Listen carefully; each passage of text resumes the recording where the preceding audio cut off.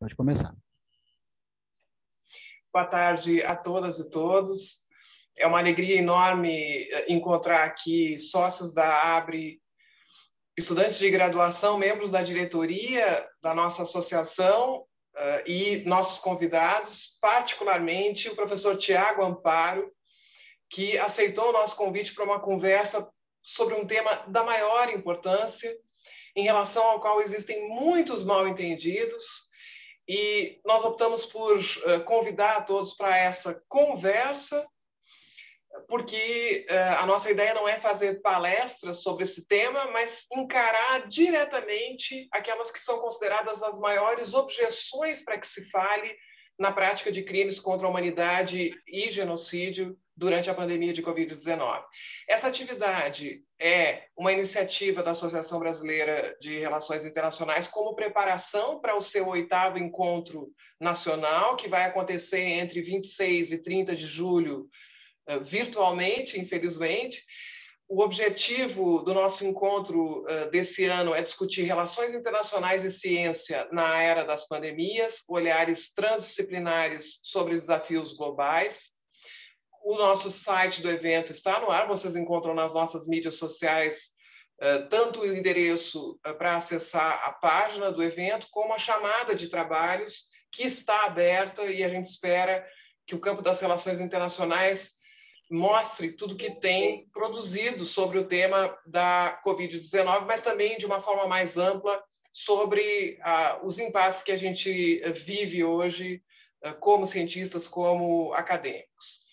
Outros webinários serão organizados também antes do encontro, como preparação, nesse mesmo formato. Nosso formato é síncrono para aqueles que são sócios da ABRE e os nossos convidados, e para estudantes de graduação que não podem ser sócios da ABRE, mas que podiam se inscrever por intermédio de um formulário. Tivemos um número grande de inscrições, quase 150 inscrições, e selecionamos, então, aqueles que atendem a esses requisitos, que nos acompanham agora presencialmente. Depois nós vamos fazer um balanço dos resultados da nossa conversa, vamos colocar um vídeo no nosso canal do YouTube e talvez até outras formas de compartilhar os resultados dessa nossa conversa de hoje. O nosso convidado é professor da Faculdade, da Escola de Direito da Fundação Getúlio Vargas de São Paulo e também da Escola de Relações Internacionais. É uma figura muito importante do debate sobre direitos humanos no Brasil hoje.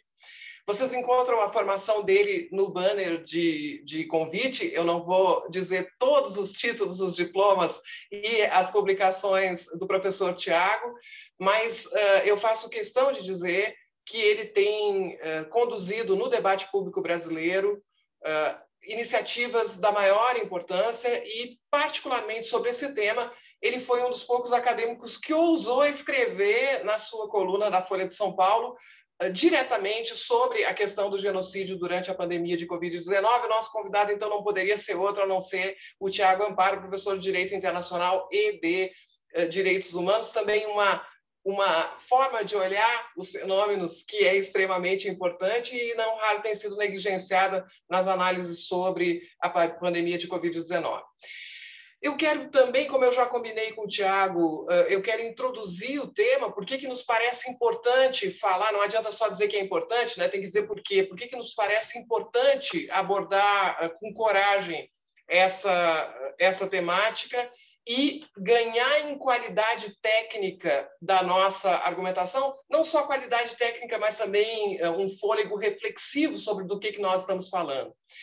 Um dos primeiros autores que vai utilizar a expressão crime contra a humanidade no contexto da pandemia de Covid-19 é o embaixador David Scheffer, que é uma figura muito singular.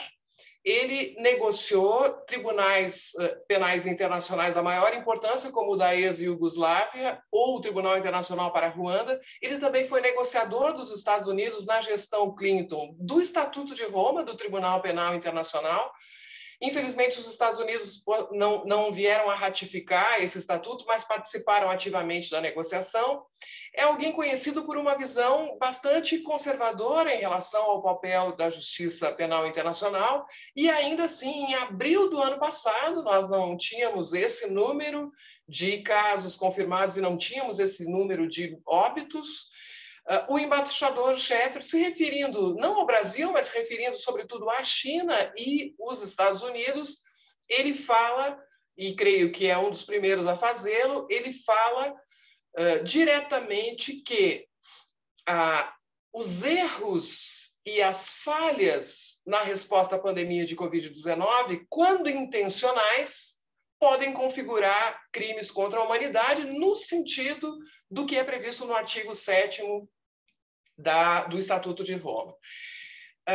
Há sempre uma objeção no jargão jurídico, quando a gente fala em genocídio e crimes contra a humanidade, muitas vezes a gente usa exclusivamente a expressão crimes contra a humanidade para falar dos dois, ou a gente usa essas expressões como sinônimos. De fato, do ponto de vista técnico, não são sinônimos, são dois tipos penais diferentes, artigo 6º, genocídio, artigo 7º, crimes contra a humanidade, com um rol de condutas que poderiam, então, tipificar esses crimes contra a humanidade, e uma hipótese mais aberta ao final do artigo, que é justamente a que a gente mais evoca no debate sobre a pandemia, que seriam os outros atos desumanos que causam sofrimento físico e mental e que são praticados no quadro de um ataque generalizado e sistemático à população civil.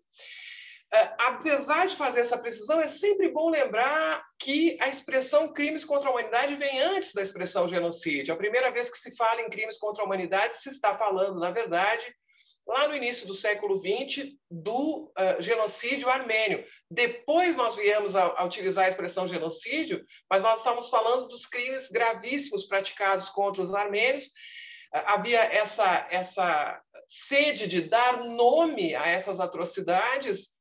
E nos primeiros debates diplomáticos internacionais é curioso ver como essa expressão surge como crime contra a cristandade, depois crime contra a civilização, sempre os bárbaros são os outros, e finalmente se firma a expressão crimes contra a humanidade, e aí a história já é bastante conhecida da expressão genocídio, quando o jurista polonês Lenkin vai se referir ao Holocausto e vai, a famosa frase do Churchill, essa sim é verdadeira, é do Churchill mesmo, tá? Quando ele vai falar em 1943 pela primeira vez sobre o que acontece com a população judia, ele vai dizer são crimes que não têm nome, e a partir daí vai se generalizando o uso da expressão genocídio que nós conhecemos. Ou seja, não me parece que a gente deva exigir das pessoas que não têm uma formação técnica específica que elas conheçam a existência de dois tipos penais distintos, né? Mas na nossa conversa de hoje essa diferença é importante, porque nós queremos aqui evoluir, amadurecer nessa nossa tese. Eu citei o embaixador Sheffer, mas depois, ao longo do tempo, claro, outras pessoas foram se levantando para utilizar essa expressão. Eu fui uma dessas pessoas, em junho ainda do ano passado, que se referiu à expressão genocídio para os povos indígenas, em razão, inclusive, de uma demanda pré-existente, uma comunicação ao Tribunal Penal Internacional que foi apresentada pela Comissão Arnes e pelo Coletivo de Advocacia de Direitos Humanos, o CADU, em novembro de 2019 ao Tribunal Penal Internacional. Então, a discussão sobre o genocídio indígena antecede largamente a pandemia, mas com certeza se agrava durante a pandemia. E a minha primeira tendência, em meados do ano passado, era dizer se trata de genocídio dos povos indígenas e se trata de crime contra a humanidade em relação à população brasileira em geral. Nós observamos nesse mesmo início de pandemia que outros países adotaram, ou pelo menos começaram a adotar a imunidade coletiva por contágio como estratégia de resposta à pandemia. Isso vai acontecer nos Estados Unidos, vai acontecer no Reino Unido, vai acontecer na Holanda, mas a diferença desses países, no Brasil, essa estratégia persiste até hoje, apesar dos seus resultados desastrosos que foram apontados há poucos dias pelos Médicos Sem Fronteiras como uma catástrofe sanitária sem precedentes. Médicos Sem Fronteiras, assim como outras entidades importantes, apontam a responsabilidade do governo federal nesse processo. E temos aqui, para nossa alegria, entre nós, a professora Márcia Castro, da Universidade de Harvard, que recentemente publicou junto com outros pesquisadores estudos importantes que vão no mesmo sentido de constatar essa responsabilidade, digamos assim, agora não me referindo ao termo técnico, essa relação de causa e efeito, digamos assim, nesse estudo e em outros estudos que existem, e particularmente o nosso estudo do Centro de Estudos e Pesquisas de Direito Sanitário da USP vai ser mais direto no sentido de identificar uma intencionalidade que pode ser, que deve ser discutida à luz de tipos penais distintos, não apenas os crimes internacionais, mas também os crimes de responsabilidade e os crimes de direito penal brasileiro, que já foram, inclusive, alvo de numerosas queixas-crimes, assim como são numerosos os pedidos de impeachment. O fato é que, mesmo que no Reino Unido, na Holanda, nos Estados Unidos, tenham acontecido correções de rumo e essa intencionalidade seja muito menos clara do que é no caso brasileiro, ainda assim os colegas juristas da saúde global vêm buscando alternativas de responsabilização. Uma dessas alternativas é a discussão sobre a existência de um assassinato social. Esse foi objeto de um editorial do BMJ, assinado pelo editor executivo Abbasi. Então, há outras iniciativas, há colegas como Martin McKee e David Stuckler e outros colegas que vêm discutindo o papel do populismo nas respostas que são consideradas desastrosas à pandemia 19, enfim, os caminhos, a pandemia de Covid-19, perdão. Enfim, os caminhos são diversos. O fato é que há uma preocupação, mesmo quando não se configura claramente o dolo, há colegas juristas no mundo inteiro se preocupando em como responsabilizar autoridades que não cumpriram o seu dever de proteger a população e vem pedindo que investigações sejam abertas para que a gente entenda melhor qual foi o móvel dessas supostas falhas, né? Sabendo que no Brasil a gente tem uma situação bastante singular em relação a esses países. Eu queria, então, depois dessa introdução que eu já tinha combinado com o Tiago, eu queria fazer a ele uma pergunta. Obviamente, ele é livre para dizer o que quiser como introdução e como desenvolvimento dessa conversa, mas eu queria começar com uma pergunta inspirada do artigo que o professor Tiago publicou recentemente, em que ele trata da questão do genocídio. E essa seria uma objeção importante que a gente ouve com frequência, né? Primeiro, uma espécie de cacuete imediato a cada vez que alguém fala na palavra genocídio, quer dizer que ela está sendo banalizada. E é muito curioso que pessoas que acham que a expressão está sendo banalizada não se vejam banalizando ou naturalizando quase 400 mil mortos, né? Mas a expressão precisa ser defendida. Então, Tiago, eu queria te ouvir a esse respeito. Será que, de fato, nós poderíamos afirmar com tanta certeza que, no caso brasileiro, não existe um grupo ou alguns grupos populacionais que são particularmente atingidos pela pandemia de Covid-19 e que poderiam nos levar a perceber uma intencionalidade no sentido de destruir essa população, sabendo que esse sentido de destruir não é necessariamente a violência física, inclusive as objeções mais toscas a esse debate são aquelas que dizem que o Tribunal Penal Internacional e o Estatuto de Roma servem apenas para crimes de guerra e que são necessários conflitos armados. Isso todos nós sabemos que não é verdade, né? Isso é mentira. Mas há colegas sérios e que têm intenção de travar com responsabilidade esse debate que ainda assim perguntam qual seria a população que o governo federal brasileiro quer exterminar. Assim a gente começa a nossa conversa. Tiago, mais uma vez, muito obrigada pela tua presença aqui conosco. Imagina. Muito obrigado, professora Deise, adorei o convite e agradeço bastante também a todos que estão assistindo, a associação e também todos que estão assistindo. De fato, e muito obrigado pela apresentação, porque já até facilitou um pouco o meu trabalho de delimitar alguns conceitos. Eu acho que é importante a gente travar esse debate, não ter medo do debate. Eu acho que o primeiro ponto que já foi mencionado por você é de que mesmo que nós possamos discordar das diferentes qualificações jurídicas de diferentes condutas, é necessário que a gente, pelo menos, travemos esse debate justamente para olhar com cuidado, especialmente o crime de genocídio, crimes contra a humanidade, efetivamente, se há índices desses crimes acontecendo no contexto da pandemia no Brasil.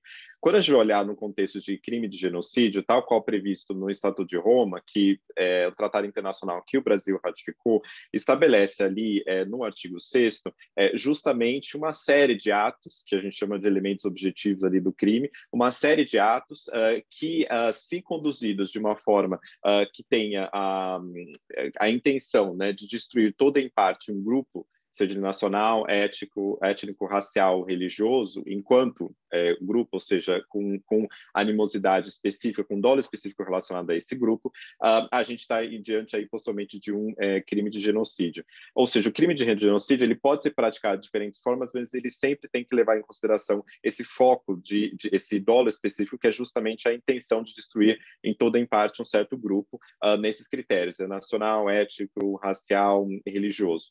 No contexto brasileiro, quando a gente vai olhar a conduta na pandemia, eu acho interessante partir de uma diferenciação que, inclusive, eu ensino para meus alunos que é fundamental para a gente entender, que é, de um lado, uma responsabilização do Estado, enquanto ente coletivo, enquanto pessoa jurídica, e a responsabilização penal individual dos diferentes agentes desse Estado por condutas emitidas pelo Estado. O direito internacional, ele trata essas duas perspectivas de forma diferente. Quando a gente fala, porque no debate brasileiro muitas vezes se confunde essas duas coisas, diz o seguinte: eu não posso imputar em um certo agente, seja o presidente, seja o ministro da Saúde, seja quem for, uma responsabilidade por uma política inteira, ou dizendo que não há uma política inteira, seja de extermínio, ou seja ou uma outra conduta que leve ao crime contra a humanidade.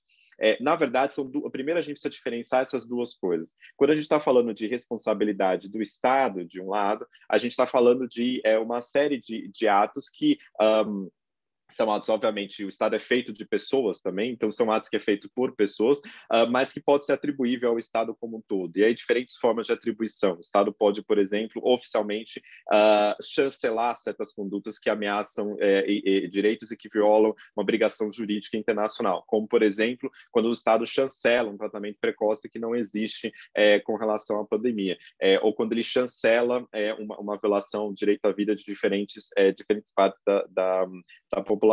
Outra coisa é quando a gente está falando de uma responsabilidade penal individual, ou seja, qual é o grau de responsabilização de um agente específico, de vários agentes, com relação a uma política generalizada, ou seja, qual a responsabilidade do chefe do Poder Executivo, do chefe do Ministério da Saúde, pela política que esses ministérios estão, de fato, conduzindo. Quando a gente vai olhar nessa perspectiva, então, delimitando o tema que a gente está discutindo aqui, a gente não está discutindo, a gente poderia discutir, e efetivamente eu encontro também razões para discutir responsabilidade do Estado brasileiro como um todo, pela atrocidade da pandemia, mas também quando a gente está olhando crime de genocídio, crime contra a humanidade, a gente está olhando a responsabilidade penal individual, o grau de responsabilização, de responsabilidade decorrente de políticas ali implementadas pelo Estado brasileiro.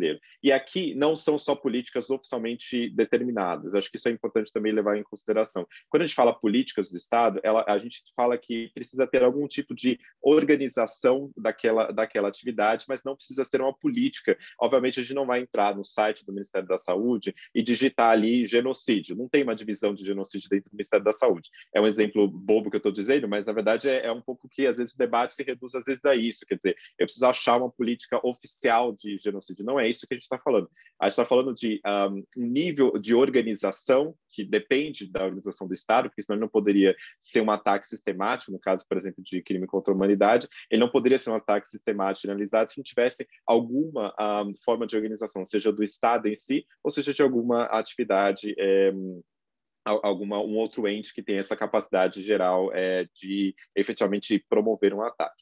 Agora, quando a gente está falando especificamente do genocídio, é importante delimitar que a gente diferencia o genocídio do crime contra a humanidade. E como você mesmo disse, muitas vezes no debate público essas duas coisas são colocadas no mesmo balaio. Crime de genocídio tem a ver com homicídio de um grupo ou com ofensa à integridade física ou mental de um determinado grupo, sujeição intencional desse grupo a condições de vida que promovam a sua destruição, exemplo, né,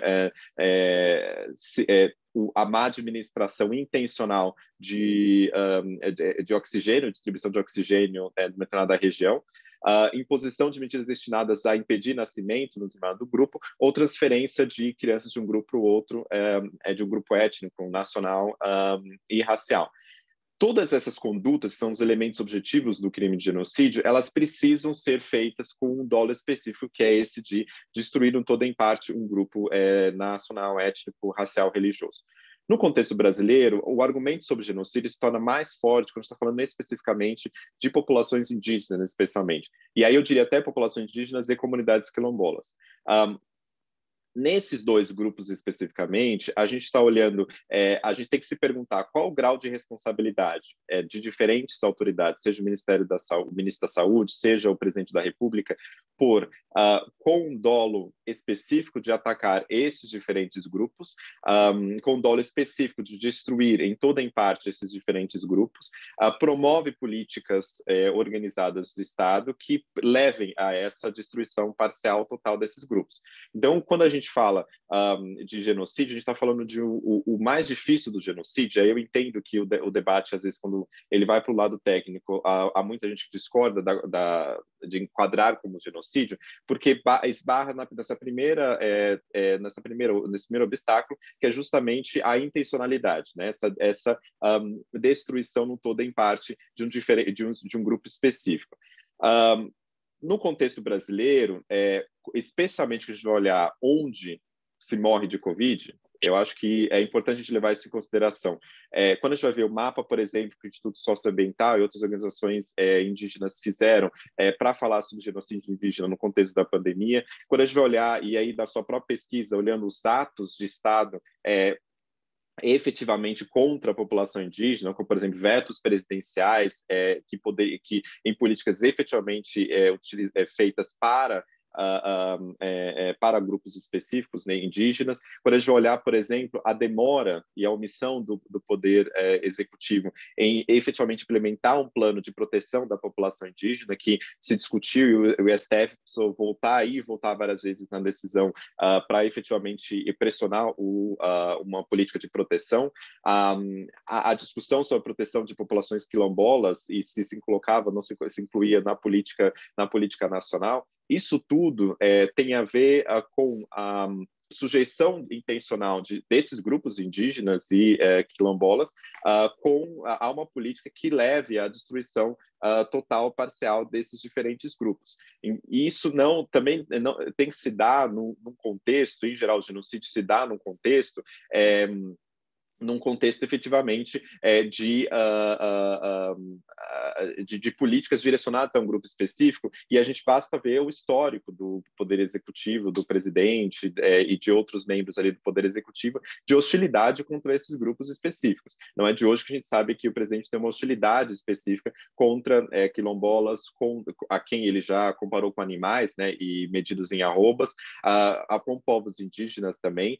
Então, para a gente medir essa intencionalidade, esse dolo específico necessário para genocídio, é necessário também a gente ler o contexto da política da política, tanto política do Estado quanto da posição política desses agentes e que possa nos levar à conclusão, efetivamente, de uma intencionalidade específica. Então, um dos argumentos que eu trouxe no texto é dizer o seguinte: primeiro, o genocídio, por ter esse dolo específico, ele parece que é muito difícil a gente conseguir provar, porque não dá para você efetivamente entrar na cabeça de uma pessoa e verificar se ela teve o dolo específico ali. Agora, o dolo específico ele é medido tanto por políticas estatais quanto o contexto de animosidade daqueles governantes em relação àquele grupo.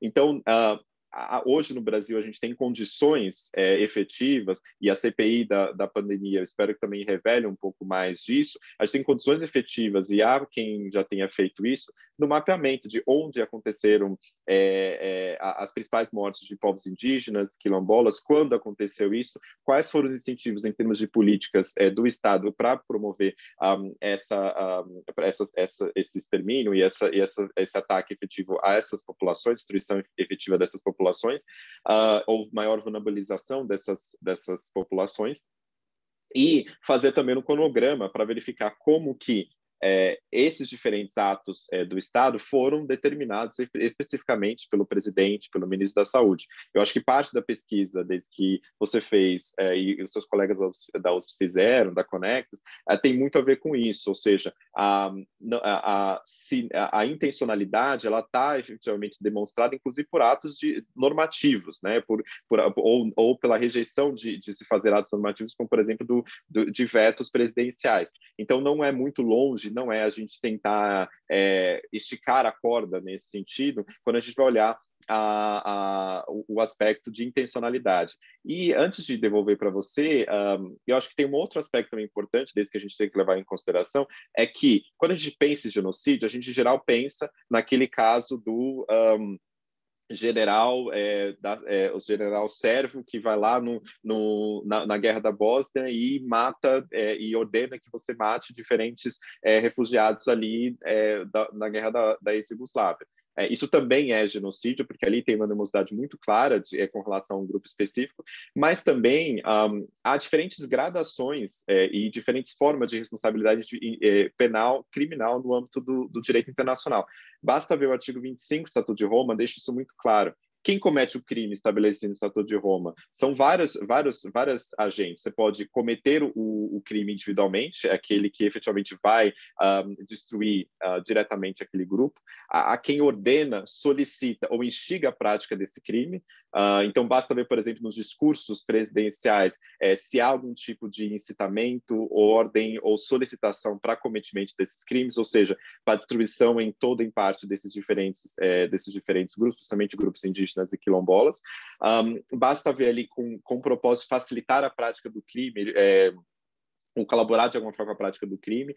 Já há decisões internacionais sobre, inclusive com relação à Guerra da Iugoslávia, de punição por não prevenir que acontecesse, ou seja, não é só você cometer efetivamente a prática do genocídio, mas é não prevenir que ela não acontecesse, ou seja, não basta simplesmente você dizer que não efetivamente cometeu o crime, ou não ordenou, não solicitou que o crime fosse feito, ou não instigou que o crime não fosse feito. Eu acho que todas as hipóteses poderiam estar em jogo aqui, mas é também a não empreender esforços, inclusive com o uso do Estado, para prevenir que ele acontecesse. A gente vê no contexto brasileiro que o que a gente viu no contexto brasileiro, e as pesquisas mostram isso, inclusive a sua pesquisa vai trazer isso, justamente a não tentativa de prevenir que acontecesse. Então, no mínimo, a gente está falando ali de uma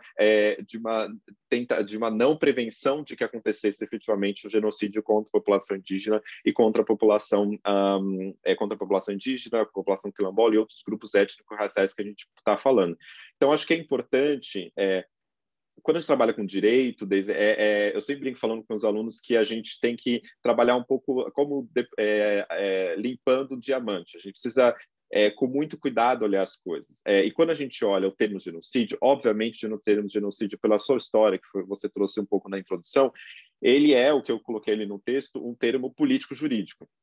Quando as pessoas falam houve genocídio, ele é genocida, ele não é genocida, ou basta ver, por exemplo, quando a gente fala de genocídio negro, contra a violência policial, etc., o que a gente está falando no termo político? A gente está falando pelo menos de duas coisas. A gente está falando que a gente quer denunciar uma política que é organizada, ela não é esporádica, ela é organizada, ela não é algo que aconteceu hoje e não vai acontecer amanhã, é algo que acontece todos os dias.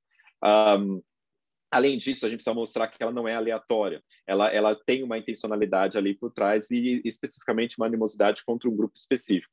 Então, no diálogo político, a gente escuta muitas pessoas falarem esse termo justamente para mostrar que existe algum nível de organização e algum nível de intencionalidade.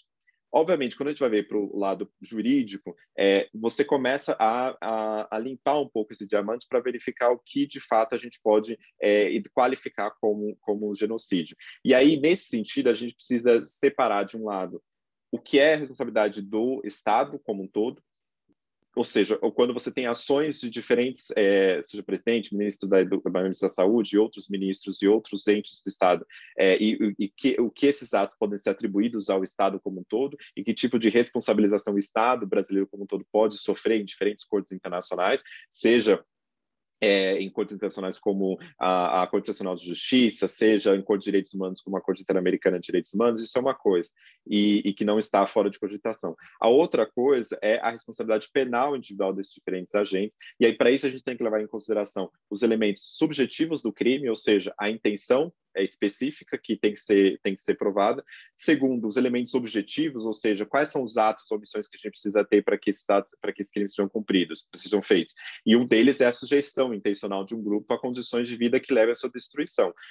Aqui a gente está falando a pandemia, está falando de situações efetivamente de vida ou morte. Então, eu tenho um pouco de receio quando alguns juristas falaram, não, mas não é grave o suficiente, ou não há um nível de gravidade suficiente para a gente falar sobre crimes internacionais. Quando as pessoas falam isso, elas estão se remetendo a uma ideia que no direito internacional exige que você tenha algum nível de gravidade, que é um dos critérios para que você chame a jurisdição das cortes internacionais. As cortes internacionais vão arbitrar o que o guarda da esquina fez ou deixou de fazer. Agora, elas vão decidir sobre a responsabilidade por atos e políticas massivas, que a gente está falando de, seja um ataque sistemático de crime contra a humanidade, ou seja, de políticas de genocídio. Então, obviamente, você precisa ter algum nível de gravidade. Agora, o problema da pandemia é que o problema do debate sobre pandemia e responsabilidade penal no Brasil é de que parece que a gente ofusca a responsabilidade nesse mar de mortes.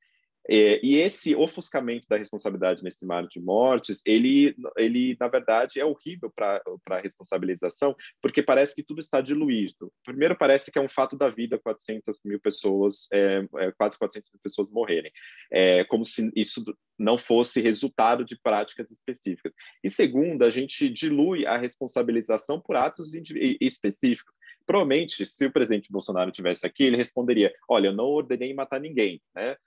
Foi a mesma frase que o Eichmann disse durante o tribunal dele, quando ele disse, eu nunca matei alguém.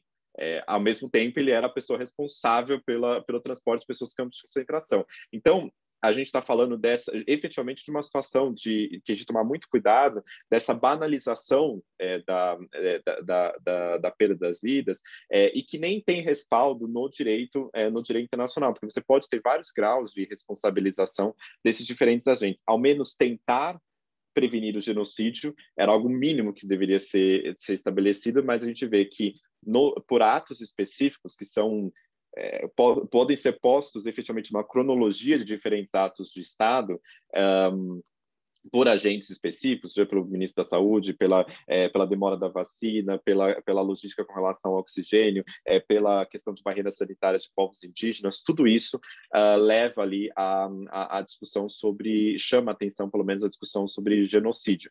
Então, eu reconheço, sim, junto com outros colegas que têm estudado, eu tenho essa seriedade de entender que a gente não pode simplesmente absorver no debate jurídico o uso político, acho que são duas coisas diferentes. O uso político do termo genocídio traz esse contexto de a gente precisa mostrar que é uma política organizada e intencional.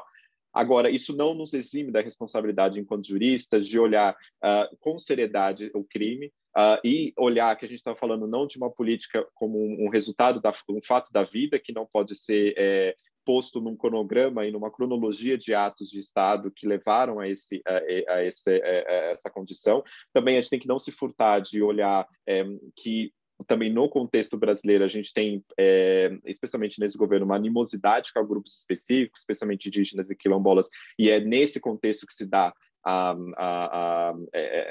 que se daria em tese esses crimes. E também, desde aí eu já te passo, o crime de genocídio em si, ele é positivado no contexto brasileiro, na lei brasileira, desde a década de 50.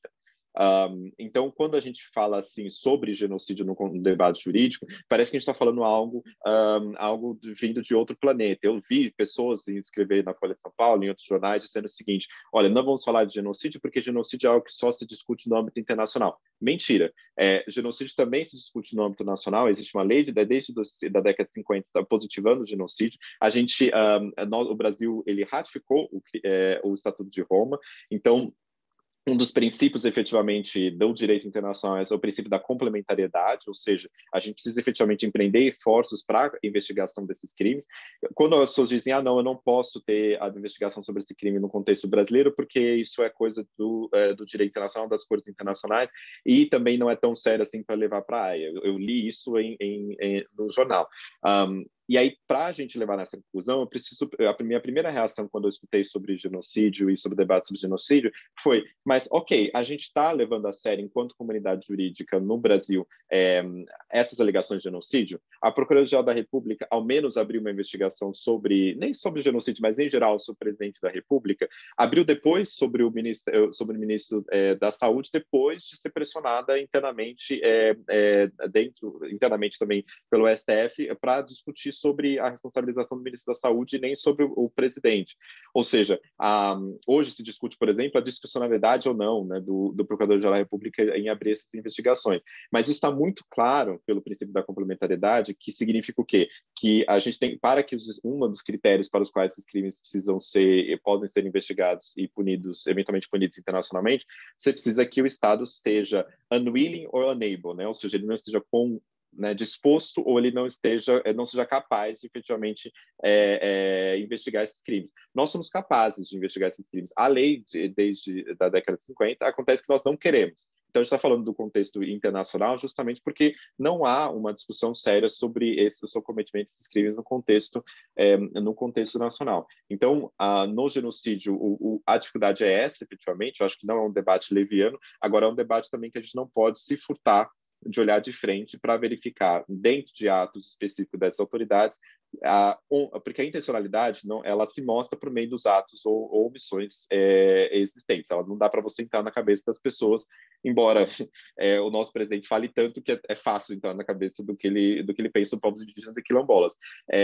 Mas se manifesta por meio de atos e omissões e por meio dessa animosidade a grupos específicos. E aí dá para a gente fazer essa cronologia do horror, né, que é a pandemia hoje, a partir desse olhar de uma intenção ou não de destruir em toda em parte um grupo étnico, racial. E aí, só por um outro, e juro que eu paro de falar, quando a gente vai olhar, por exemplo, o mapa de onde se morreu de Covid no Brasil, né? Não só especificamente de povos indígenas e quilombolas, mas também a gente dá para fazer uma cronologia de olhar as mortes, quando elas começaram a atingir mais territórios negros. E isso tem um estudo, por exemplo, do Lab Cidade da USP, que foi publicado na revista 451, que mostrou o mapa da cidade de São Paulo, os territórios onde tem mais população negra, densidade racial maior de população negra, e aí isso casa ao mesmo tempo com a intensidade, com a maior intensidade de discursos de que tem que liberar, as pessoas precisam sair, etc. Ou seja, mostra efetivamente uma desconsideração pelas mortes, especialmente da população negra nas diferentes cidades, onde você começou a ter maior morte de pessoas negras nas periferias, você começou também a ter um pedido de flexibilização, um advocacy pela flexibilização das regras sanitárias, apesar de todos os dados mostrando que a gente veio para o caminho oposto. Então, acho que todas essas condutas, elas de fato poderiam levar em consideração a qualificação de genocídio, e ainda nem entrei na discussão de crimes contra a humanidade, que é até mais fácil, eu acho, do ponto de vista jurídico, mas acho que do genocídio também não é algo que a gente tem que simplesmente não levar em consideração. Excelente, Tiago. Eu quero desenvolver muitos dos pontos que tu abordaste aqui, mas como a gente tem um grupo de luxo aqui, eu estou vendo aqui Mônica De Bolle, estou vendo Beto Yamato, que já escreveu sobre esse tema, um ótimo artigo que eu espero que ele publique em breve, que vai olhar lá a origem da jurisdição penal internacional. A gente tem a Jânia Saldanha, que também publicou agora, anteontem, um artigo que lê em perspectiva as medidas cautelares adotadas pela Comissão Interamericana de Direitos Humanos e os processos junto ao STF, tem muita gente maravilhosa que eu vou citando aqui aos pouquinhos, à medida que eu for enxergando, mas a gente tem uma pergunta da Márcia Castro, que acaba de publicar dois papers, e sei que vem muito mais coisa por aí, indo um pouco nesse sentido. Eu já vou passar a palavra a Márcia para fazer uma pergunta, mas só para fazer uma ponte, um elemento que quem não é da área da saúde pública sempre menospreza é a nossa consciência sobre o impacto desproporcional de uma epidemia em relação a determinadas populações. Então, quando eu tomo uma decisão, é sempre importante entender também isso. Aí, ao contrário, quem não é jurista, em geral, não se dá conta que omissões são decisões de governo, né? Omissão não é omissão, falha, erro, não sabia, não. Quando eu tenho um Estado, obviamente, claro, o Estado brasileiro hoje não é sombra do que foi, né? Mas no caso do Brasil, nós temos, de fato, corpo técnico, estrutura, massa crítica. Né? Então, as omissões são decididas, né? E há omissões importantes decididas em relação aos eixos do SUS que poderiam colocar um resultado diferente, né? Depois quero desenvolver alguns pontos fantásticos que tu mencionasse, Tiago, e um deles é esse, é o quanto nós temos que também trazer não só a questão da vontade de eliminar determinados grupos, mas a consciência de que determinados atos têm impacto desproporcional, assimétrico, nocivo sobre determinados grupos, né? Mas agora vamos ouvir a Márcia Castro. Muito obrigada por tu teres vindo, Márcia. Não, obrigada a você, Deise, e Tiago, obrigada por você dar corpo e voz a esse tema quando você publicou o artigo. Eu aprendi pra caramba. Então, eu já vou dizer logo de cara que eu não sou advogada. Então, de repente, a pergunta que eu vou te fazer é uma bobagem enorme, então fique à vontade de dizer cala a boca, Márcia, não tem problema não. Então, assim, um ponto é o seguinte, até em que medida que esses grupos específicos que você mencionou precisam ser ético-raciais? E a pergunta que eu faço é o seguinte, né? Quer dizer, a gente tem um grupo muito maior, que são os pobres, que tem uma sobreposição muito grande com o grupo que você descreveu.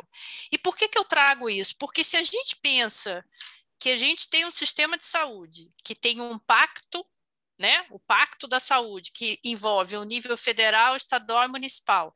Se esse pacto é rompido, que é o que aconteceu agora, o implementador, que é o município, não tem como exercer um dos grandes pilares do SUS, que é a equidade. E, na verdade, né, a gente tem um governo em que todas as políticas sociais, a gente parece que a palavra desigualdade caiu do dicionário, né? Ainda que, hoje em dia, quando você olha para as metas sustentáveis do milênio, eles corrigiram o erro das metas do desenvolvimento sustentável, não só trouxeram equidade e desigualdade para todos os objetivos, como tem um específico para isso. Então, qual é o contexto o que eu estou querendo perguntar aqui? Quer dizer, na medida em que uma das omissões desse governo é, de uma forma ampla, não abordar a questão da desigualdade, as políticas sociais não têm esse olhar. Para um país como o Brasil, isso é impossível. Mas no contexto da pandemia, você não só não tem esse olhar, como você quebra o pacto pela saúde, inviabiliza você exercer um dos pilares básicos do SUS, que seria a maneira de você tentar mitigar essas desigualdades. Toda a pandemia ressalta as desigualdades, mas seria uma das medidas de você mitigar. Então, assim, eu acho que as perguntas são essas duas, quer dizer, isso faz sentido e a gente pode definir esse grupo mais amplo conectado a essa discussão da desigualdade. Se for bobagem, não precisa nem responder. Imagina, não é bobagem. Não, primeiro, muito obrigado, Márcia, pela presença, e admiro muito o seu trabalho. Então, vamos lá, eu acho que dá para a gente dividir essa resposta em duas partes. Uma parte quando a gente olha especificamente do crime de genocídio, aí não tem muito como a gente fugir dessas categorias fechadas. Inclusive, é uma das críticas com relação ao crime de genocídio, de essas categorias de ser um grupo nacional, um grupo étnico, racial, religioso, especificamente. Porque o que se pune, além de se punir, obviamente, os atos que compõem ali o que a gente chama de elementos objetivos, né, de sujeitar ali um grupo a condições de vida, né, que levem à sua destruição, tem a ver também com punir esse dolo específico, essa animosidade contra contra esses grupos por causa dessas categorias, né? Obviamente, isso não resolve todo o problema, porque você pode também olhar o crime que eu não mencionei ainda, mas que é relacionado com os crimes contra a humanidade. Aí, nos crimes contra a humanidade, o que se fala é um ataque sistemático e generalizado à população civil. E aí, a jurisprudência internacional entende que a população civil não precisa ser uma população ali, um número limitado de pessoas, ou selecionado especificamente numa coletividade, mas precisa ser uma coletividade onde você tem a maior parte da população, onde você tem a população civil, e um ataque generalizado com relação a essa população. Num contexto num país extremamente desigual, que é o contexto brasileiro, o fato de você promover políticas que tenham como objetivo promover um ataque contra a população pobre do Brasil, especificamente atacando o eixo de equidade do SUS, como você mencionou, isso poderia, na minha visão, ser qualificado dentro do espectro de um ataque sistemático à população civil.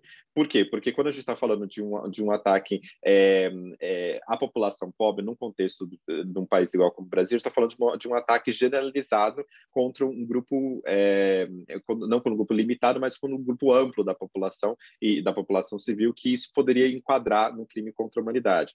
Aí, no crime contra a humanidade, você tem alguns requisitos ali para você punir o crime contra a humanidade. Você tem vários elementos que são elementos objetivos do crime contra a humanidade. Então, você tem o homicídio, o extermínio, a escravidão, etc. E tem o último item, que é um tipo penal aberto, que diz respeito, basicamente, a outros atos desumanos de caráter semelhante a homicídio, extermínio, etc., que causem intencionalmente grande sofrimento ou afetem a integridade física, saúde física ou mental. Ou seja, você tem uma série de condutas que se enquadram no crime contra a humanidade, e esse crime contra a humanidade ele precisa ter como pressuposto um ataque sistemático e generalizado a uma população civil, e, na minha opinião, dentro desse conceito de população civil, poderia ser enquadrado, sim, um ataque à equidade do SUS, um ataque diretamente à população mais pobre, porque, num contexto brasileiro, isso equivale a um ataque generalizado, né, à população de um país que é predominantemente desigual, predominantemente pobre. Então, não precisaria, até seria mais fácil em termos jurídicos, porque não precisaria provar uma animosidade especificamente, um dolo específico com relação à população pobre. Então não precisaria ter provar algo como, por exemplo, um sentimento classista ou algo do tipo. Mas o fato de ser especificamente contra a população pobre já denota esse caráter sistemático e generalizado contra a população civil que é exigido pelo crime contra a humanidade.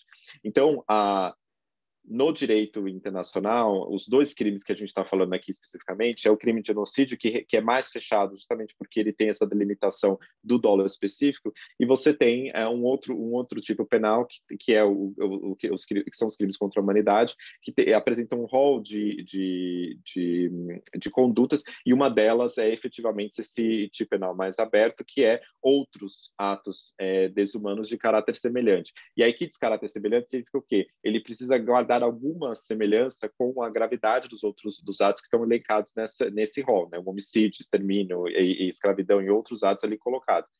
E é muito evidente que quando você tem um ataque, e aqui ataque não significa só ataque do ponto de vista de um conflito armado, tá? Ele pode ser simplesmente uma política sistemática e generalizada, intencional contra a população civil. Ou seja, se eu intencionalmente promovo ataque contra a equidade do SUS, e que isso eu sei que vai atingir a grande massa da população, que é a população pobre, e a grande massa da população civil, se eu faço isso e sei que intencionalmente isso terá um impacto de grande sofrimento e um impacto na integridade física, saúde mental da população, o que é evidente no contexto de uma pandemia, aí a gente pode estar falando de um crime contra a humanidade, né? Então, no genocídio seria mais difícil, porque são as categorias mais fechadas, mas justamente por ser um país tão desigual, ele poderia nos ajudar, essa pesquisa que mostrem esse ataque direto a uma população mais pobre, poderiam ajudar, do ponto de vista jurídico, a qualificar como um ataque à população civil. Muito obrigada, Tiago. Obrigada, Tiago. Mas eu acho, Márcia, que eu concordo com o Tiago, acho que Não tenho dúvida de que está acontecendo um crime contra a humanidade no Brasil, que é o artigo 7º, mas eu acho que a gente tem que avançar na discussão sobre genocídio, porque a ideologia que é veiculada no plano, na estratégia institucional de disseminação do vírus, ela é claramente darwinista. Ela diz: morrerão os mais fracos, morrerá quem tinha que morrer. Então, hoje, o bolsonarismo essencialmente reage da seguinte forma: quando alguém morre é porque não usou o tratamento precoce ou porque era frágil. E nesse frágil estão idosos, pessoas com comorbidades, mulheres, população LGBT, pretos, pobres. Então, eu acho que tem muito mais elementos para a gente avançar nesse grupo a ser eliminado. Eu sei que essa tese não está pronta e é absolutamente maravilhoso que a gente tenha aqui pessoas de diferentes especialidades, porque é só conversando junto que a gente vai avançar. Mas eu acho que esse discurso, eu estou utilizando a expressão darwinismo, eu já vi que a querida Mônica está com a mão levantada aqui, é só para não esquecer essa ideia, porque eu acho que a gente precisa discutir mais essa ideia. Não é um grupo étnico, não é um grupo nacional. Até que ponto os cortes de singularidade de um grupo precisam ser necessariamente, em 2021, aqueles previstos? A gente não poderia tentar alargar essa interpretação por um recorte evidente, que é o recorte da vulnerabilidade, onde entra a questão econômica, mas entram outros. Então, essa ideia de que os mais fortes sobreviverão é uma ideia que acompanha todo o ideário desse grupo que chega ao poder, né? Vocês vão lembrar, 1999, quando o presidente disse que tem que morrer 30 mil pessoas, que o regime militar não conseguiu terminar de matar, e há um momento em que ele é confrontado: mas não vão morrer inocentes? Ele diz: não, podem morrer inocentes, mas e eu lamento que morram inocentes, mas o mais importante é que os que precisam morrer, os que não são inocentes, morram. Então, essa ideia de que morrerão alguns inocentes, que eu percebo no contexto atual como morrerá alguém de classe média, eventualmente vai morrer um rico. Morrerão alguns que não estão dentro, né? Mas só uma coisa, Daisy, desculpa interromper, só eu não quero perder essa eu acho que algo que é importante também, complementando, por isso que esse diálogo é interessante, é que primeiro, a gente dá para a gente fazer dois argumentos que são, acho que, essenciais, e você começou a pincelar ali. Acho que o primeiro é de que toda a ideia de genocídio tem a ver com o darwinismo, ou seja, tem a ver de que a gente precisa matar as pessoas que a gente considera como baratas, né? Que baratas era um termo que é utilizado em Ruanda, ou seja, a gente precisa matar aqueles que são inferiores, né? E essa ideia de darwinismo, ele permeia o genocídio, por isso que você tem essas categorias, justamente porque as categorias não é que elas são categorias fechadas em si, mas elas foram construídas justamente com essa intenção de punir justamente esse darwinismo social homicida. Basicamente isso que o genocídio vai trazer. E acho que, em segundo lugar, e por isso que é legal a Mônica também falar depois, é que talvez a gente possa pensar que no contexto brasileiro, posso pensar não, tem dados mostrando isso, de que no contexto brasileiro a questão de classe basicamente um proxy muito eficiente para a gente falar da questão de raça.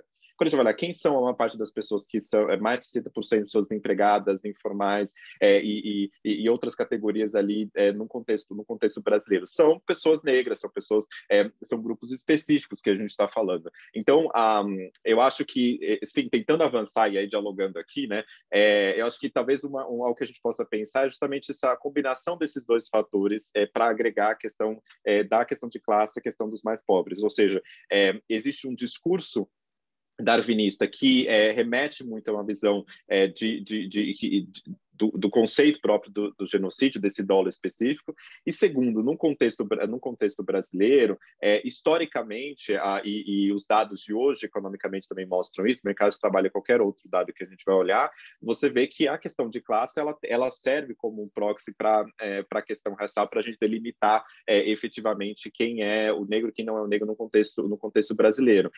Então, quando a gente fala que quando a gente fala desse darwinismo darwinismo social, quando a gente consegue pincelar ele tanto em atos do poder do Estado quanto em discurso, a gente pode contextualizar isso não simplesmente como uma questão de classe e destituída da questão racial. E aí, por isso que é interessante a gente ter cada vez mais e também ler cada vez mais intelectuais negros. Há bastante tempo a Sueli Carneiro fala sobre que raça e estrutura classe no contexto brasileiro, as duas coisas não estão separadas.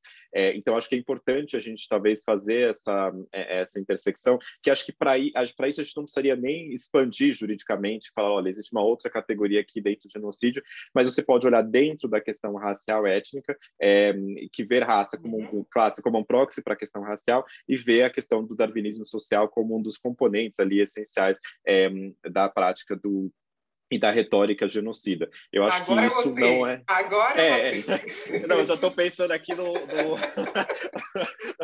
paper ali acadêmico, eu dou uma opinião jurídica disso, mas eu acho que... Amei. Já vamos passar para a Mônica, e no passar para a Mônica, eu lembrei das defesas dos nazistas, né? Em Nuremberg, que era essencialmente o seguinte: ninguém matou aquele povo todo. Eu só levei para a estação de trem. Eu só coloquei no vagão. Eu só tirei do vagão. Eu só acendi o gás.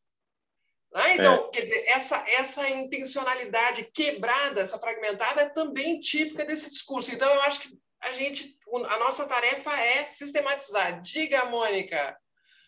Obrigada, querida, por estar aqui. Obrigada, queridos. É um prazer para mim. Eu vou pegar carona em várias das falas de vocês, na pergunta da Márcia, na tua fala, Deise, e na resposta do Tiago, para colocar o seguinte, quer dizer, nesse enquadramento aqui que a gente está tentando fazer, de pensar, né, como é que você enquadra no genocídio, como é que você enquadra no crime contra a humanidade.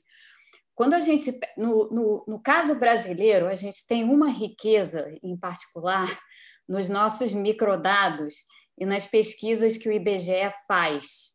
A gente está perdendo isso, né? A gente sabe, a gente está perdendo isso com a falta de financiamento do IBGE, a gente vai perder isso se a gente não fizer o censo, outras pesquisas vão perder financiamento, mas, por enquanto, pelo menos, a gente tem na PNAD, na POF, e principalmente na PNAD contínua e nas pesquisas que são feitas com frequência pelo IBGE, a gente tem um mapeamento muito claro de quem são as pessoas que pertencem a determinadas classes sociais e, em particular, quem são as pessoas que receberam o auxílio emergencial no ano passado.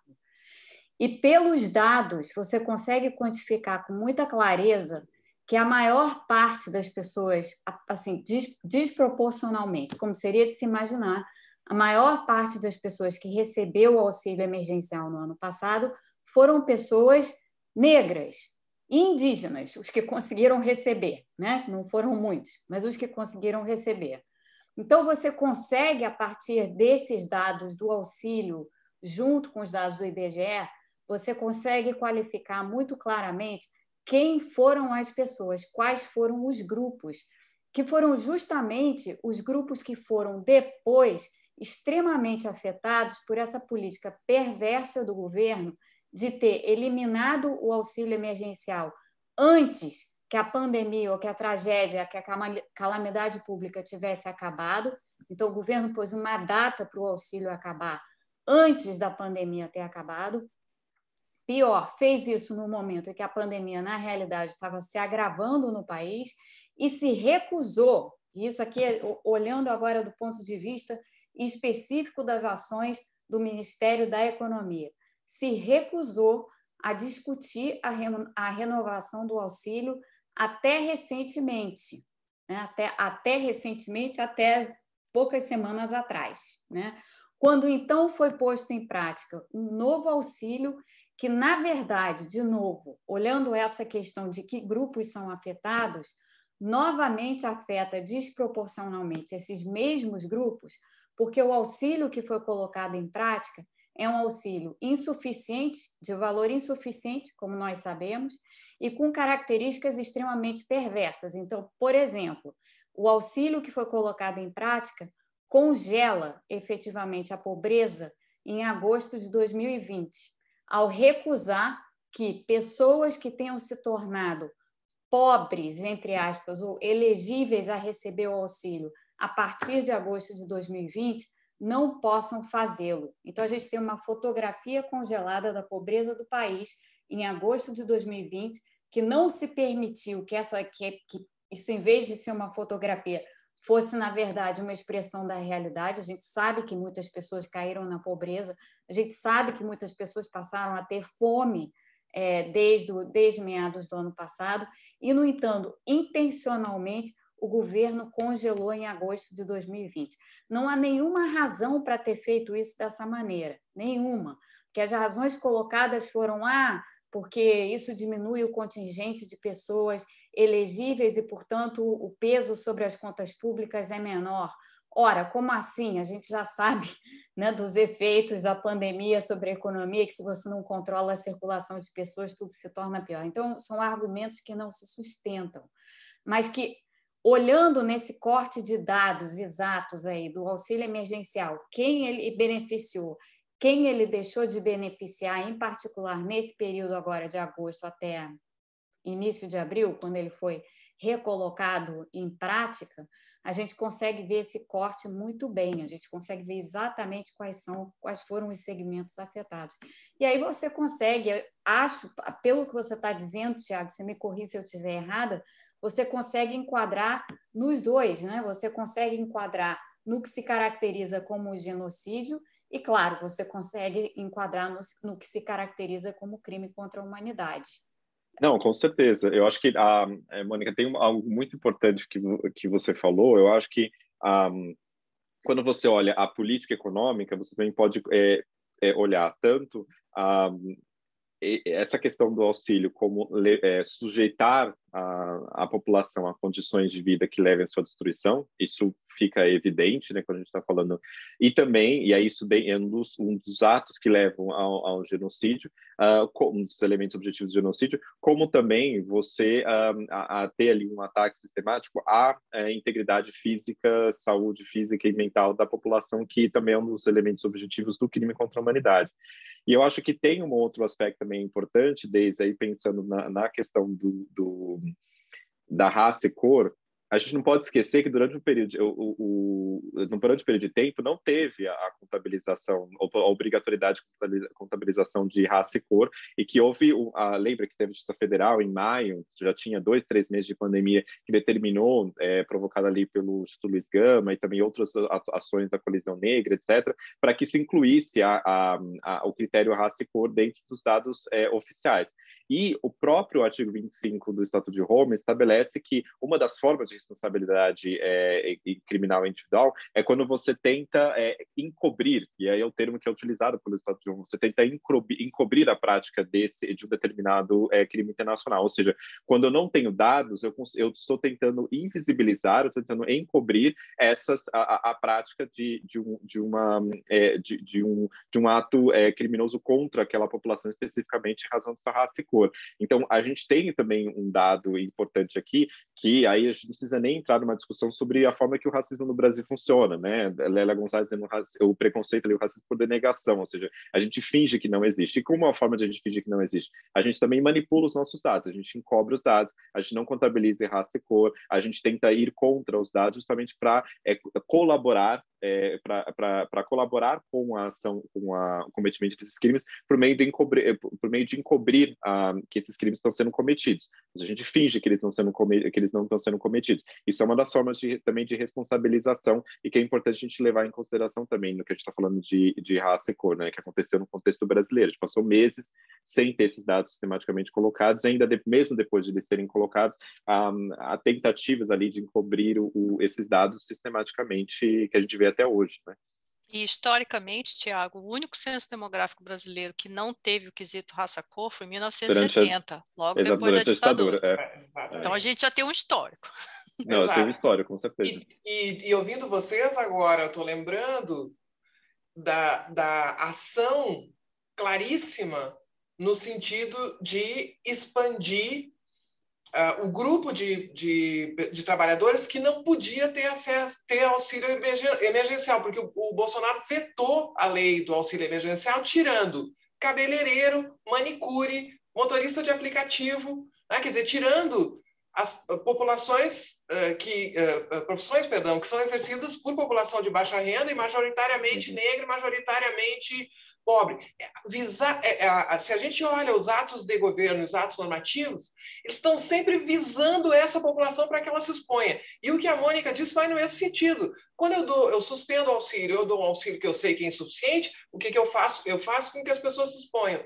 Além de tudo, quando a gente vê o dado de quem está confinado, o percentual de pessoas que realmente pôde se confinar, a gente também vê mais um corte de renda, de cor, ou seja, quem de fato pôde realizar o confinamento. Então,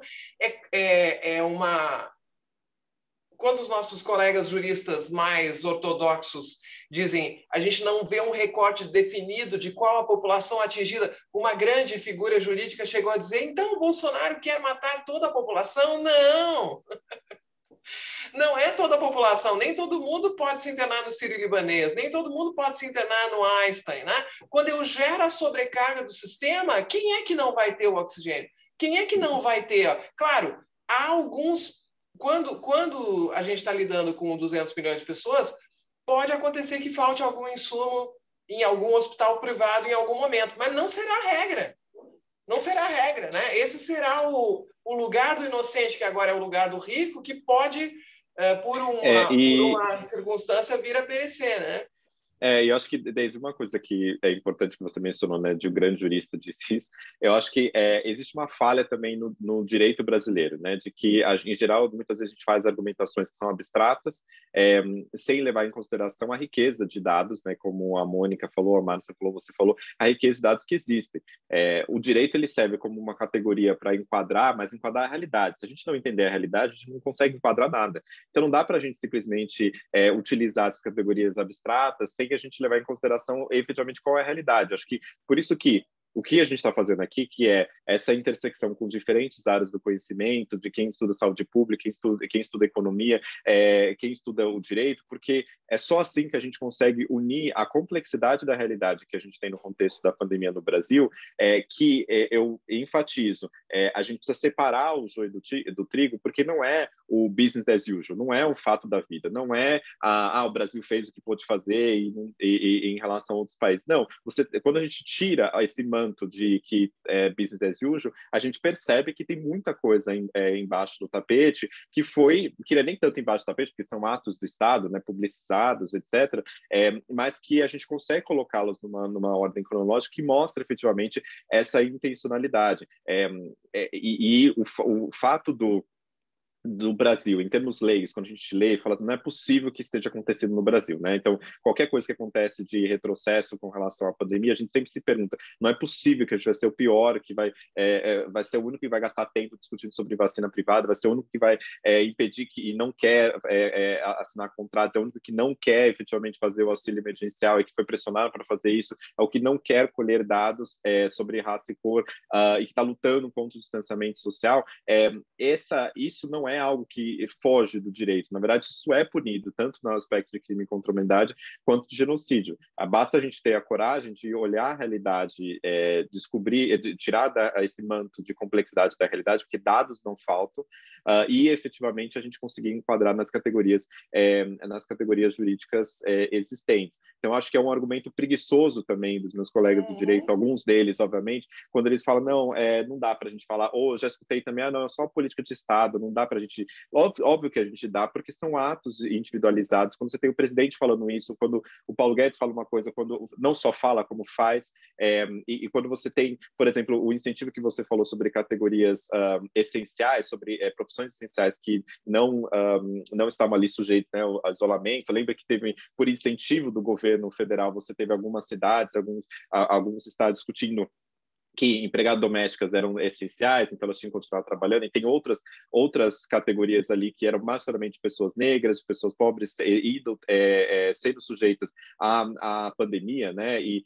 políticas efetivamente que atingiam essa população. Isso não pode ser simplesmente apagado e não levado a sério. E a última coisa, que acho que é um argumento jurídico que é importante, já vi várias vezes ser feito de forma errada, é de que quando a gente pensa sobre o princípio da complementariedade, que eu falei, ou seja, ele tem dois aspectos, que o Estado ele tem que, para você chamar um caso para o âmbito internacional, o Estado ele tem que estar unwilling or unable, ou seja, ele precisa não estar disposto a investigar esses crimes, ou ele não pode investigar esses crimes por questões, inclusive, práticas. No meio de uma guerra, você não, em geral, você não para investigar aqueles crimes.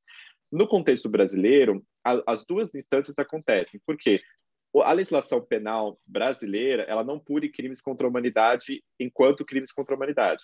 Ela pune crimes contra de genocídio pela lei da década de 50. Ou seja, se a gente quisesse, estivéssemos dispostos efetivamente a punir ali os crimes, o genocídio, a gente poderia, pela lei de 50, mas a gente não está disposto, né? Basta ver não investigar qualquer crime pela Procuradoria da República, investigar uma conduta do presidente. E também a gente não poderia, com relação aos crimes contra a humanidade, pelo menos enquanto crimes contra a humanidade.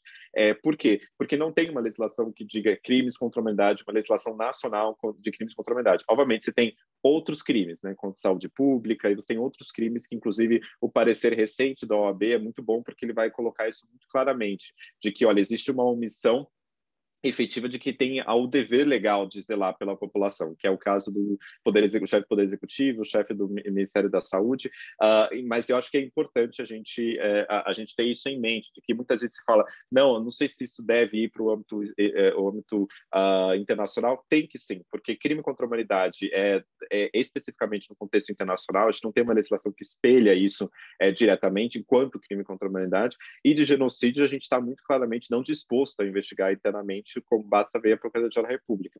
Então, às vezes eu tenho um pouco de medo de um argumento um pouco preguiçoso de achar que não dá para a gente descortinar esses diferentes atos, uma cronologia, ou que não daria para a gente qualificar essas condutas dentro dos crimes internacionais.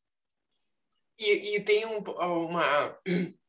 um problema de discurso nosso, que omissão é em relação ao dever de proteger a saúde da população. Isso é omissão. Mas é ação. É pura ação.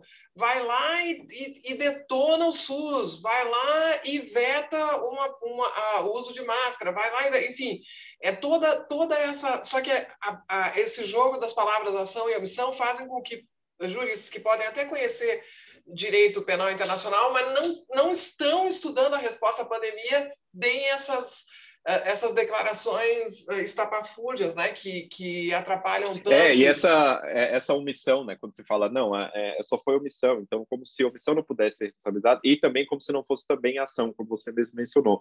E, francamente, no direito penal internacional, omissão especificamente de não prevenir que aconteça um crime contra a humanidade, não prevenir que aconteça um genocídio, também é punido. Então, não é algo como se... Omissão não é uma palavra-chave que ela é uma válvula de escape e aí nada acontece depois de a gente falar a palavra omissão.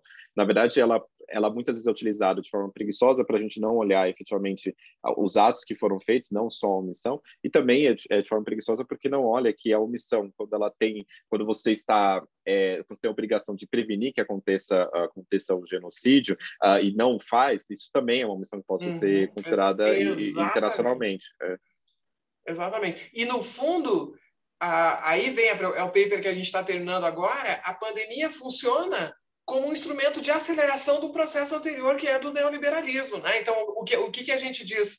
Que o Brasil se torna a expressão mais radical do neoliberalismo pela via do neoliberalismo epidemiológico, tá? Porque termina todo o freio, deixa, assim como desregula o mercado, desregular, entendendo que pode ser via regulação, né? Desregular a gente faz de diversas formas, regulando, usando norma ou não usando norma, né? A gente deixa a doença seguir e o pessoal morrer, né? Eu queria muito ouvir a Jânia e o Beto, que estão aqui conosco. A gente ainda tem uns 10 minutinhos, mas não queria deixar de ouvi-los, que estão trabalhando sobre esse assunto também, na esperança da gente juntar todo mundo de novo numa mesa do encontro da Abre, né?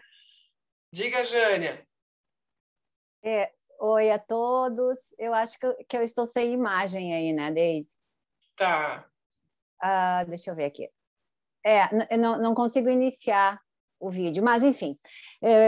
Boa tarde a todos, já quase boa noite. Só para acrescentar talvez algo ao que o Tiago acaba de mencionar. sobre o crime contra a humanidade. Talvez nós possamos pensar juntos qual é a melhor estratégia no caso de ações concretas relacionadas a esse tipo penal. Por quê? Embora nós não tenhamos uma lei interna que tipifique o crime contra a humanidade, nós podemos pensar acerca da natureza jurídica do Estatuto de Roma, né? Ou seja, se nós considerarmos que ele tem dispositivos dentro dele que prevêem, que fazem menção expressa aos direitos humanos, nós podemos, claro, dizer que esse é um documento internacional que trata, até porque é da competência do Tribunal Penal, que trata dos direitos humanos. Aí nós podemos defender a tese, se a nossa posição é demandar a justiça interna, como é a orientação do Tribunal Penal Internacional, nós podemos defender a hipótese de que este estatuto tem natureza supralegal. Então, ele está entre as normas infraconstitucionais e as normas constitucionais, para seguir aquela tese do Supremo no recurso extraordinário que julgou o caso do depositário infiel. Nesse caso, nós poderíamos defender a tese de que não precisamos de uma lei interna que tipifique, o que seria de hierarquia menor, que tipifique o crime contra a humanidade, para que a gente possa ter chance de dar início ao processo com base nesse tipo de crime. O Tiago tem razão, nós temos previstos no sistema outros tipos penais que poderiam dar suporte aos nossos argumentos. Ele praticou, ele estimulou a disseminação do vírus, né? Esse é um tipo penal e tal. Mas essa ideia que radica no Estatuto de Roma, que é a da persecução e punição dos crimes graves internacionais, eu não sei se a gente conseguiria somando os tipos internos, né? Então, talvez a tese da supralegalidade do tratado seja melhor. Por outro lado, aqui na discussão do grupo, a outra tese que talvez poderia ser possível, e também eu aproveito que o Tiago mencionou, é de que, se nós não temos lei interna, o acesso à justiça sequer é proporcionado. Porque imaginemos que a gente vá até o Supremo, as vítimas vão até o Supremo, mas o Supremo vai dizer, não tem tipo penal. E também não aplica essa primeira tese que eu mencionei. Ou seja, então a complementariedade sequer entraria, esse não seria um problema. E aí haveria a possibilidade de demandar diretamente junto ao Tribunal Penal Internacional. Então, em princípio, seriam essas duas reflexões que eu gostaria de fazer, com um acréscimo final muito rápido, para aproveitar a reflexão da Mônica e da Márcia. O estudo do CPDISA, que demarca bem aqueles três campos da normatividade, da gestão e da propaganda, o somatório daquelas ações e omissões nos leva a considerar, primeiro, a existência de um ataque, porque há exercício de pressões públicas do governo sobre a sociedade, de um ataque, porque o Estatuto usa generalizado ou sistemático, um ou outro. Se nós considerarmos o ataque sistemático, o que diz o processo do Akayesu, do Tribunal Penal Internacional de Ruanda? Diz assim: sistemático é quando há a execução de uma política concertada, colocando em atuação meios públicos ou privados consideráveis. Depois vai dizer assim,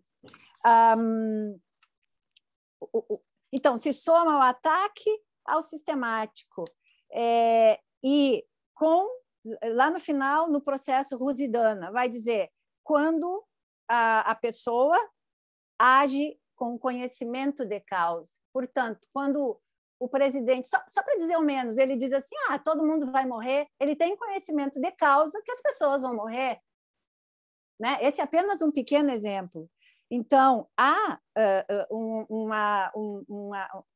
existem ações e omissões concretas que nos permitem concluir sobre a existência do elemento moral do crime, que é a consciência do ato que ele pratica ou da omissão que ele pratica. Enfim, essa é uma percepção que a gente tem, eu e o Lucas, que é o pesquisador que pesquisa conosco na Unicinos, que está aqui conosco hoje nos ouvindo. Nossa, é tão bom ouvir um processualista brilhante, né? É tão Super. bom. E a gente já estamos aí, essa comunicação, a comunicação do TPI está a surgir aqui nesse encontro. É isso aí, não, a gente tem muita coisa para ir adiante. Agora quero ouvir o querido Beto, e aí eu passo para o Tiago já para as suas palavras finais também, Tiago. Diga, Beto. Deise, obrigado. Tiago, muito obrigado aí pela sua excelente intervenção. Deixa eu só compartilhar uma questão, talvez tentando deslocar um pouquinho para o cenário internacional, para te ouvir um pouco sobre as seguintes ideias, né?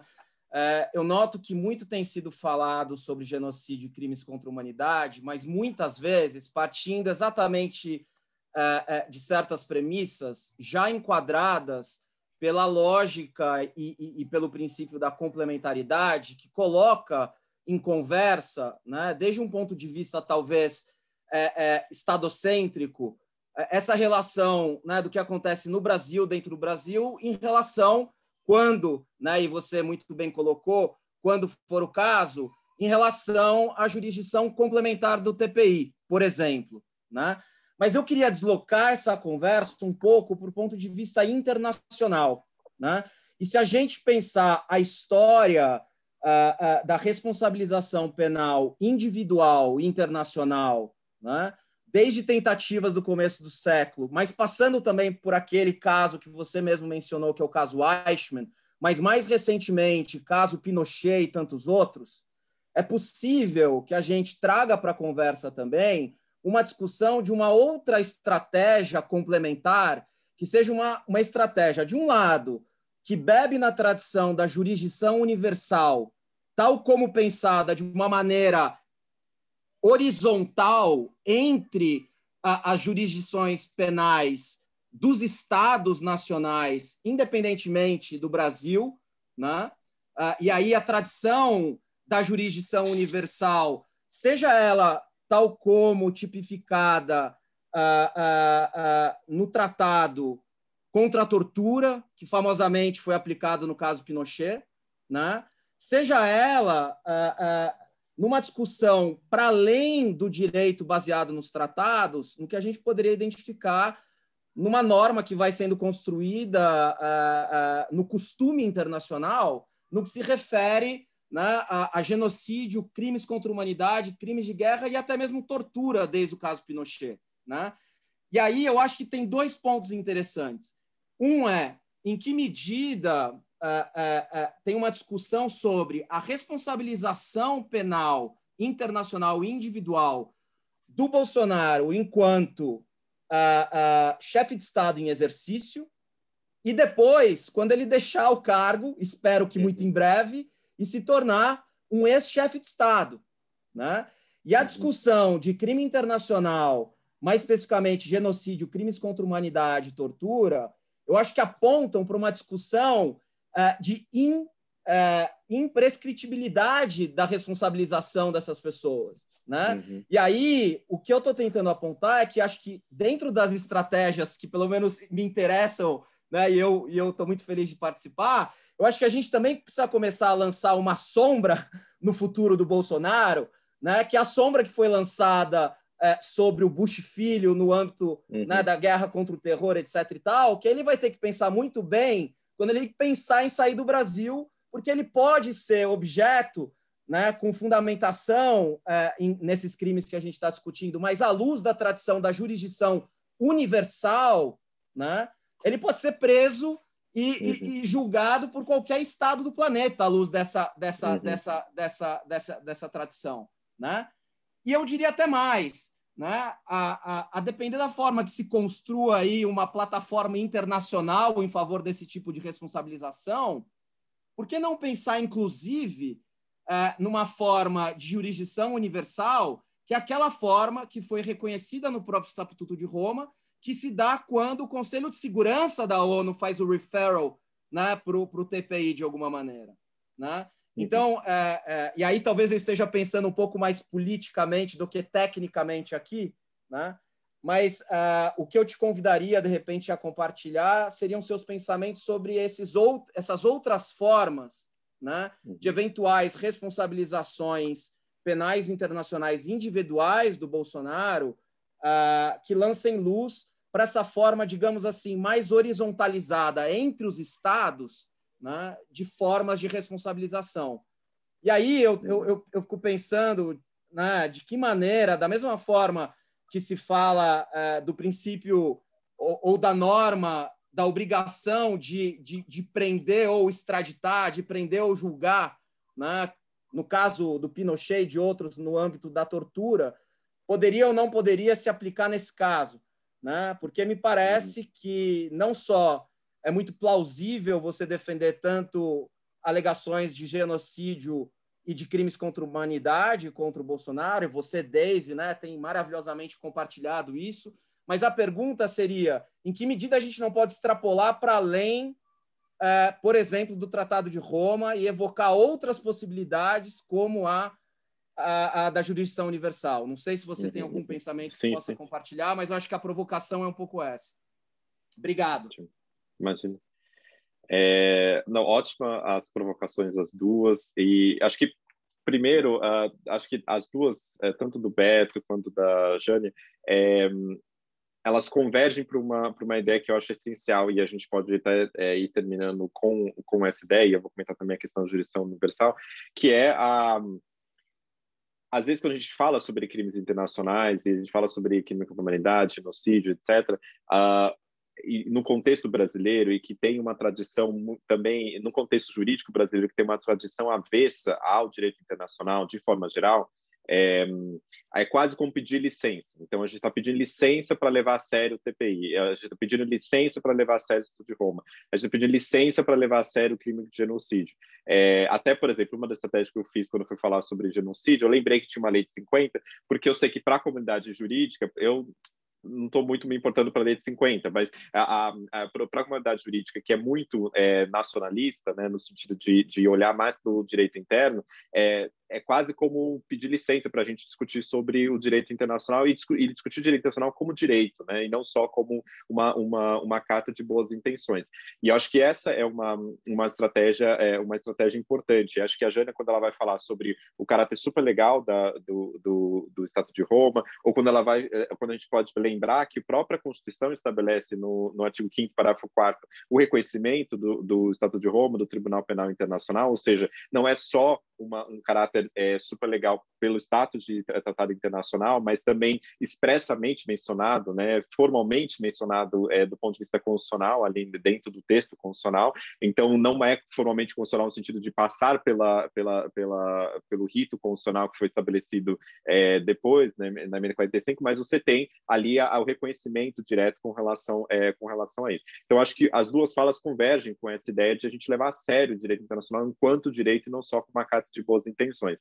Segundo, eu acho que faz todo sentido, Beto, a gente pensar em estratégias conjuntas. Se a gente está pensando de que há um caso forte de ao menos se investigar se há um crime de genocídio, há um crime contra a humanidade, as pessoas que estão sujeitas a essa acusação, elas não podem simplesmente viajar para países que levam a sério esses tratados internacionais, que levam a sério o Estatuto de Roma e que levam a sério a jurisdição internacional, a jurisdição universal. Não dá para a gente pensar que isso é algo que poderia acontecer. Então, toda vez que... e acho que aí combina uma estratégia jurídica com uma estratégia política. Ou seja, o Bolsonaro, depois de sair da presidência, isso obviamente pode advogar para a investigação enquanto ele é chefe de Estado, mas mesmo quando ele sair da presidência, isso nada nos impede de pensar estratégias conjuntas, seja chegar no TPI com uma estratégia mais forte, como, por exemplo, um referral, né, um envio pelo Estado parte, porque o Brasil mesmo não manda quem quer que seja o presidente depois de 2022, porque não é um compromisso, olha, 400 ou até mais, não sei quando, Deus me livre, quantas pessoas vão morrer até 2023. A gente está falando aqui de quase, provavelmente, 500 mil de pessoas que vão morrer até 2023, no mínimo. A gente tem que levar em consideração de que isso é algo muito sério e que a gente pode, enquanto Estado, levar como referral no TPI. Acho que isso é importante, não há nada impede que o próprio Brasil faça isso. Nada impede que a gente advoque para o Conselho de Segurança também que faça isso de forma séria. E também nada impede que a gente articule uma estratégia internacional para que advogadas na Holanda, se o Bolsonaro for para a Holanda, para os Estados Unidos, em vários outros lugares, utilizem precedentes de jurisdição internacional, de jurisdição universal, justamente para que você não pode ser uma pessoa acusada de um crime de genocídio ou crime contra a humanidade e simplesmente navegar pelo mundo e pela comunidade internacional que leva a sério esses crimes. E aí isso depende de uma estratégia articulada, tanto política quanto uma estratégia jurídica, que não é nada fora do plausível dos limites da própria jurisdição universal. Então, acho que isso cabe sim. É que eu tenho, e aí eu termino Daisy, acho que toda essa fala tem muito a ver com a gente levar a sério, não somente as mortes que aconteceram, as mortes que poderiam ter sido evitadas, levar a sério toda essa cronologia do horror por meio de atos e de omissões, e especialmente de atos que a gente que pesquisas como a sua, da Márcia e de outros estão tentando desvendar, como também dos juristas pensarem seriamente sobre esse momento de hoje e de que forma a gente consegue levar a sério ao menos a investigação sobre esses crimes. Está muito claro que, do ponto de vista do direito, justificativas fáceis, né, e eu disse já várias vezes a palavra preguiçosas, né, não dão conta do recado. Há elementos dentro do Estatuto de Roma, há elementos na teoria de direito internacional penal que podem possibilitar, ao menos, uma investigação sobre esses crimes de genocídio, de crime contra a humanidade. Então, acho que eu tenho visto muitas vezes no debate público dizendo, não, mas é algo que o TPI, em geral, se fala, não, mas o TPI demora muito para poder investigar e descarta boa parte, mais de 90% ali das queixas e etc. Sim, só que isso é mais um problema do TPI do que um problema nosso. Acho que tentar trazer o maior e o melhor argumento jurídico possível para que a gente consiga, junto com as outras áreas da economia, da saúde pública, etc., dar conta do horror em que vivemos. Eu acho que, obviamente, sem paralelo nenhum com relação à história, mas boa parte das discussões que a gente teve na história sobre crime contra a humanidade, sobre genocídio, foram momentos de um horror quase inominável, né?